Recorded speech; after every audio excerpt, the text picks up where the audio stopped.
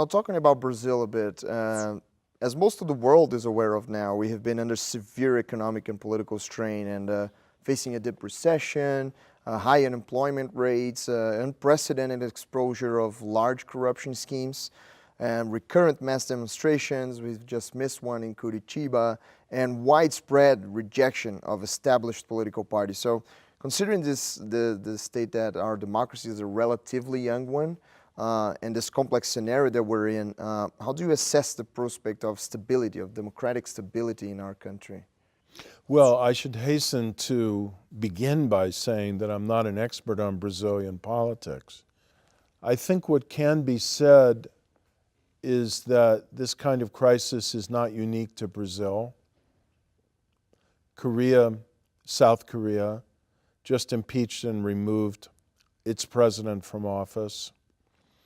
This is not the first time that Korea has had a crisis of presidentialism, with the presidential term having to be cut short and plummeting in popular support and confidence in an incumbent president. It might be time again in Brazil. I don't think this would be the first time for people to ask the question about whether the presidential system is really the best system for cultivating democratic flexibility and sustainability. I realize moving to a parliamentary system would be a big shock and is very unlikely. But I think given Brazil's history over the last 30 or so years of restored democracy, there could be value in asking some basic questions about constitutional structure, about structure of the electoral system. How might the democratic institutions in Brazil be updated for these purposes? Another point I would make, we have a saying in the United States, in the English language, a crisis is a terrible thing to waste. There's an old saying that crisis is a period of danger and stress, but it's also a period of opportunity. Crisis focuses the collective mind on the deficiencies of the system. A crisis may render a society more ready to undertake painful reforms because they realize the profundity of what's at stake and the dysfunctionality or unsustainability of existing social and economic policies and maybe political institutional arrangements. Some of your leading scholars and professors in Brazil have certainly made me aware of the fiscal unsustainability of the current system of pensions in Brazil. We have a similar problem in the United States. It's more incremental and longer term.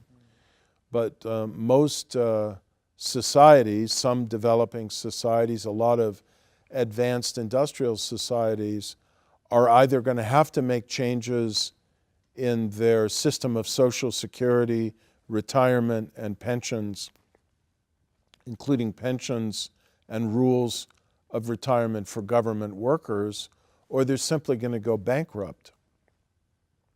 And I think it's important for all societies periodically to step back and look at their policies of taxation and expenditure and ask basic questions about distributive fairness.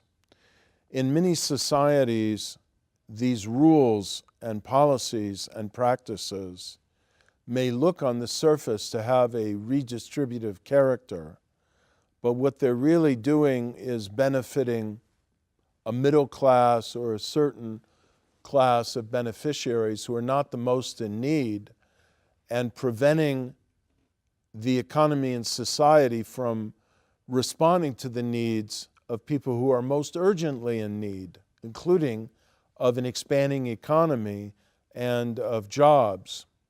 So I hope the crisis will be used by the current political leadership, by the mass media, by society in engaging in conversations with itself, and by the political leadership that will emerge out of the next national elections late next year, I hope the crisis will be used, first of all, to enact certain urgently necessary social and economic reforms to make fiscal policy more sustainable, social policy fair, and economic policy more conducive to economic growth and investment.